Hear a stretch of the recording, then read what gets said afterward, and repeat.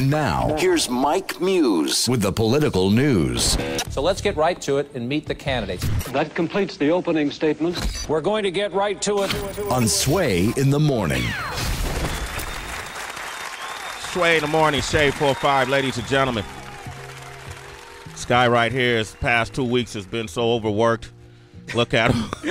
Yes. Can't grab a hold of things. I see him arguing on my social media. I post up his interview, his segments, and people go off on him. And yeah, and it's great though. I love the interaction. Mike Muse answers everything when I post on mine or his social media. Yeah. You can reach him at I am Mike Muse. Yeah. And the objective is, I want you to challenge Mike Muse every chance you can, because regardless of which side of the fence you're on.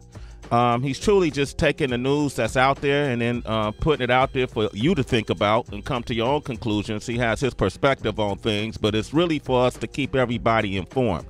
So for me, it doesn't matter so much which side of the fence you're on. It's just that you're properly informed about what your stance is on some of these policies, on what's going on in global issues, domestic issues, otherwise.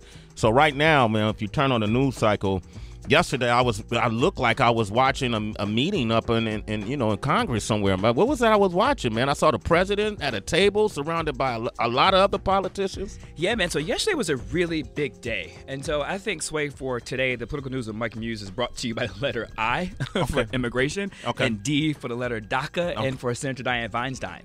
So as we've been talking about, Sway, this whole DACA issue really comes down to, and for the citizens to refresh your memory, DACA stands for the Deferred Action for Childhood Arrivals. If you may recall, Sway, President Barack Obama in 2012 allowed executive order to allow over 800,000 individuals who were brought here at no choice of their own, but by their parents, if they were eligible right now at the age of 16 before June 15, 2007, and if they passed their background checks, they were able to stay here in the United States as long as they're in school or serving in the military. They do an annual 2-year check-in. Well, Republicans haven't been comfortable with that executive order really since that it's come to pass. And President Trump said late in the fall that March will be the deadline where they have to come up with a decision on what we're going to do with DACA. So yesterday, President Trump brought in a bipartisan group of congressional leaders from the Senate and the House side, Republicans and Democrats, to really come together to really talk about what it is and what it is that they want to do. As we mentioned here on Sway in the Morning on Monday, we mentioned that President Trump was asking for Congress to allocate $18 billion for the border wall funding in exchange for the DACA for him to allow the Dreamers to be here, as they're commonly referred to as. Sway, this is an interesting dovetail because as we've been talking about the last week, the sensation about the book Fire and Fury, a lot of things have come up in terms of President Trump's intellectual curiosity. A lot of things have come up regarding his ability on, as he says, and I quote from Twitter, "I'm a stable genius," and that has been questioned. And so what we said was, wait, how about he just come out and just do a policy discussion in front of the camera where we can see it, similar to what President Obama did when he passed the Affordable Care Act when he had Republicans come into the White House. Yeah. And that's exactly what we got yesterday. That's what we saw yesterday. That's exactly what we saw yesterday. And that was so we got what we asked for. We got exactly what we asked for. Okay. But then something really interesting came out of that from an exchange between Senator Dianne Feinstein, President Trump. Senator Dianne Feinstein is a Democrat, President Trump, and Republican Representative Kevin McCarthy of California regarding DACA and the wall. And here's what how that exchange went down. Oh, I remember when Kennedy was here, and it was really a major effort, and it was a great disappointment that it went nowhere. I think that's basically what Dick has said. We're going to come out with DACA. We're going to do DACA, and then we can start immediately on the phase 2, which would be comprehensive. Would you be agreeable to that? Yeah, I would like to do that. Go ahead. I think a lot of people would like to see that. But I think we have to do DACA first. Mr. President, you need to be clear, though. I think what Senator Feinstein's asking here, when we talk about just DACA, we don't want to be back here 2 years later. You have to have security, as the Secretary would tell you. But I think that's what you're saying. And at the beginning, what got cut off was that literally the crowd says, whoa, no, a corrective chorus in terms of that. Who was that corrected the president? So that was Republican Representative Kevin McCarthy of California. What started that conversation was Senator Dianne Feinstein's way was asking for a clean bill on DACA, meaning President Trump, do not bring in the wall, do not bring in border security, do not ask us for other funding. Let's just focus on these dreamers. Let's just focus on these kids. Do we want them here or do we not want them here? And let's move on from that. President Trump has always took a different position from that. But in that moment, he said, I agree. We should just do a clean bill. It's really scrapping his own idea of the wall and what he just asked for 24 hours previously. That's when Kevin McCarthy came in and said, no, Mr. President, you don't want a clean bill. What you want and what you've been saying you want is a wall and border security. Wait, hold up. Heather, are you following this?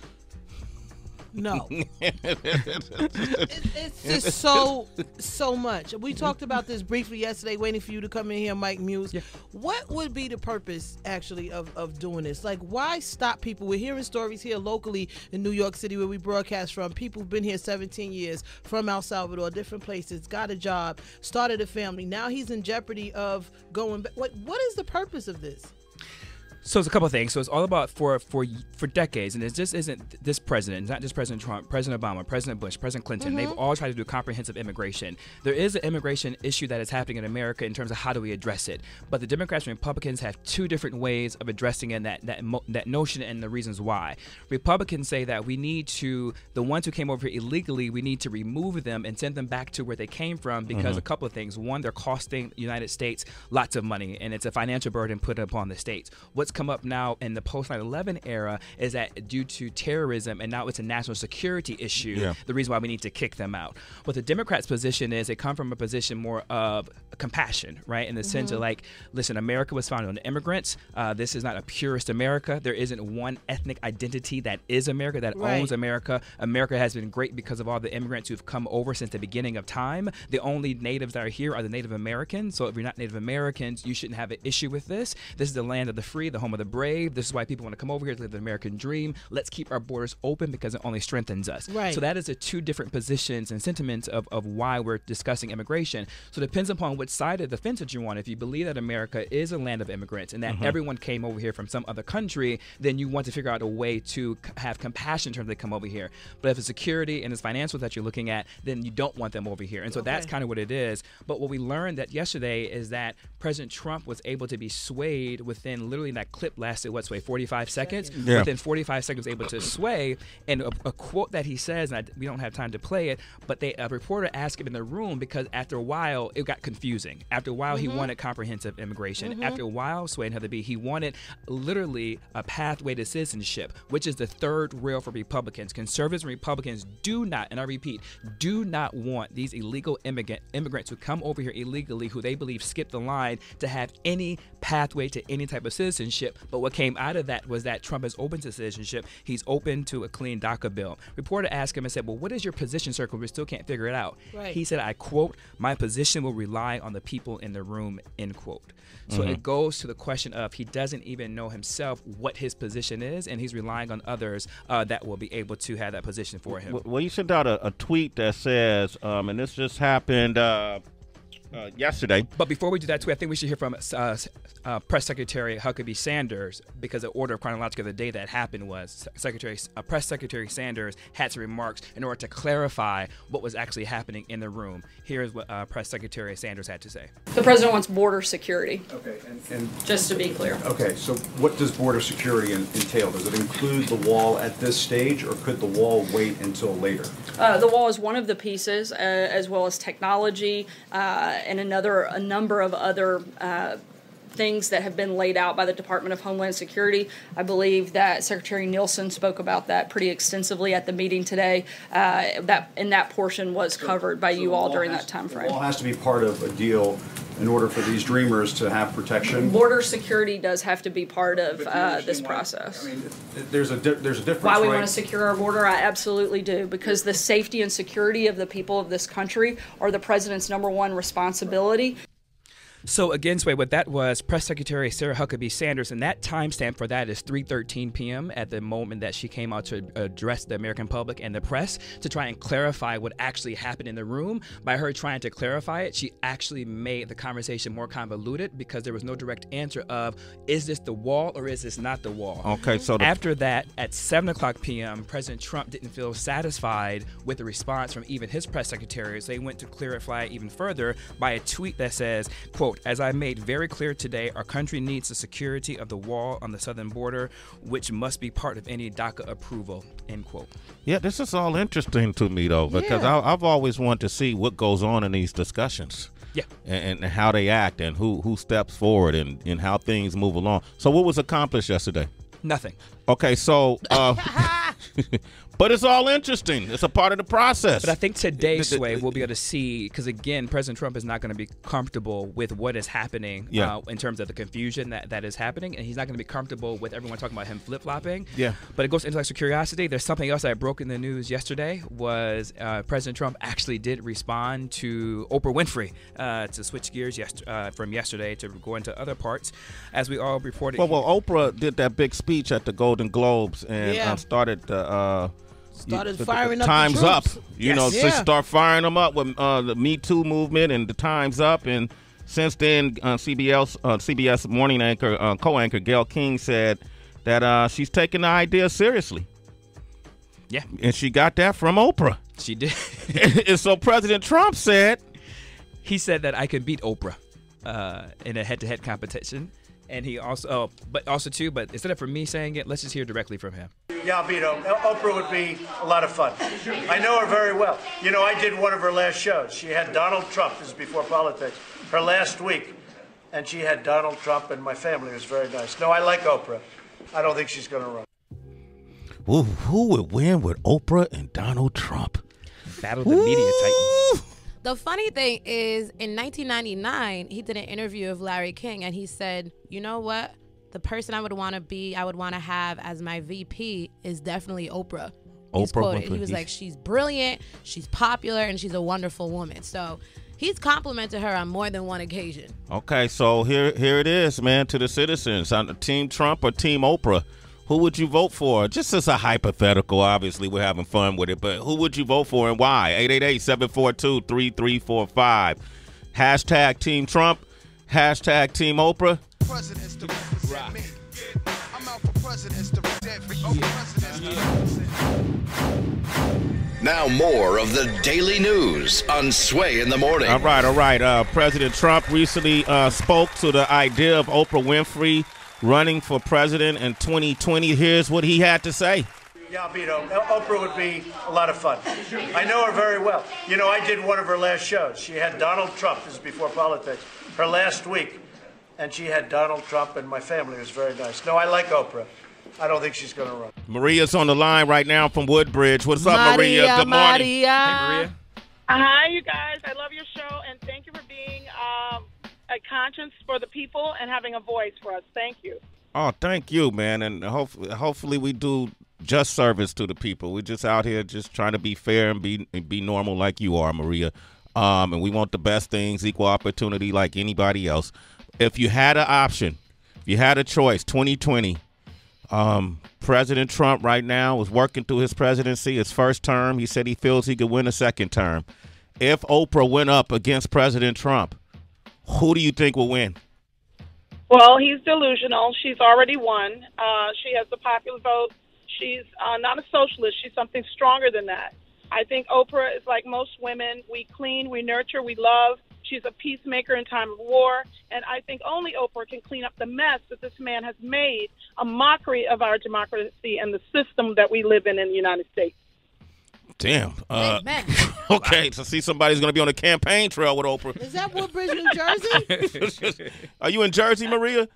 Yes, sir, but I'm in the Bronx. I was born in Florida, and I just moved here from the Bronx about a year ago. Okay. Yeah, you might want to go ahead and send your resume to Oprah, the way you sound. You know. All right. Okay, so she's obviously Team Oprah. She sounds as good as Press Secretary Sarah Sanders does. She's like, damn, riding for Oprah. Committed. All right. Jasmine, what do you think? She's in Iowa. Hey, Jazz. What up, Jazz? Oh, my gosh. I can't believe it got through. So I would say I have to disagree with the last caller. We've seen from the last election now, obviously the popular vote means nothing, but I would vote for neither because I feel like we don't need another celebrity president. I mean, I think Oprah's a phenomenal woman. I would love to see a woman as president, especially a black woman, but I don't think we need another celebrity president. I think we need someone that's really well-versed in the political field. Like the ones we've had in the past. Yes, but better.